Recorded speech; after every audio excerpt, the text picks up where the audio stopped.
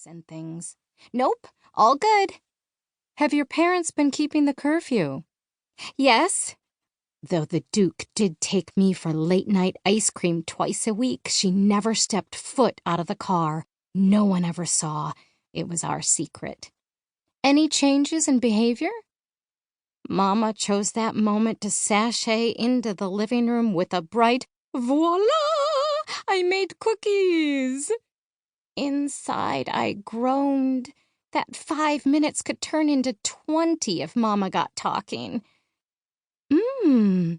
Laura made that whole, ew, gross, but I don't want to be rude face. Mama's cookies were the worst. She loved to bake, but since she didn't eat human food, she didn't know everything she cooked tasted like chalk. Mainly because I never told her. "Thanks, Mama," I said, reaching out to grab one of the lumpy burnt cookies as she offered the tray. I'd tried to show her how to bake them right, but her eyes got all bloody. Vampires cried blood. And then I felt bad because she got upset if I didn't like something, and I just wanted her to always be happy. She was the best, always trying so hard to fit in with our human neighbors, even though I loved Mama just the way she was. Because she was my mom. "Oh, I couldn't possibly," Laura tried to tactfully decline, but Mama cut her off with an insistent chuckle. Come, Miss Snyder. They're gluten-free, nut-free, and chocolate chip." Mama grinned, and her pink lipstick shone bright against super pale skin. She wore a ruffle-necked blouse and a swirly pink skirt that sat really high on her waist. It came to mid-calf, but poofed out thanks to a fluffy underskirt. She looked like one of those housewives from the old movies she loved to watch, the black and white ones from the 50s. She even wore a set of pearls. Laura smiled a little and politely took a cookie. She knew the drill. Mama stood, smiling, waiting, her smile dimming with each passing second as Laura sat there, not eating. "They're really good, Mama," I said, trying to distract everyone. But Mama still stood there, watching Laura, until Laura finally took a tentative bite. Laura murmured around the crumbly burnt cookie. "Very good."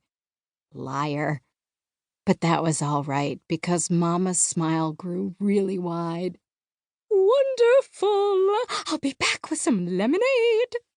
"Oh, we're almost done here," Laura said, her eyes going a bit panicky as the blood drained from her face. "Then you'll take some lemonade to go." With a happy twirl, Mama sashayed for the door, humming an out-of-key tune all the way to the kitchen. "Okay." With a sigh, Laura turned her attention back to the iPad as I shoved the rest of the cookie into my pocket. I'd trash it later. It really was pretty bad. No change in behavior, then. Let me just tick that off. How about mood swings? "Nothing out of the ordinary," I replied. Mama was Mama, filled with so much love and empathy and worry, but the Duke was solid as a rock. They were a really great team. Good. All right, Sophie, I think I have everything I need. I wanted to ask how much longer this would go on for. Not just this visit, but in general. These checkups really only started when the first vampires began going rogue like 3 years ago, which seemed silly at the time because most of those cases were on the West Coast. But that was then.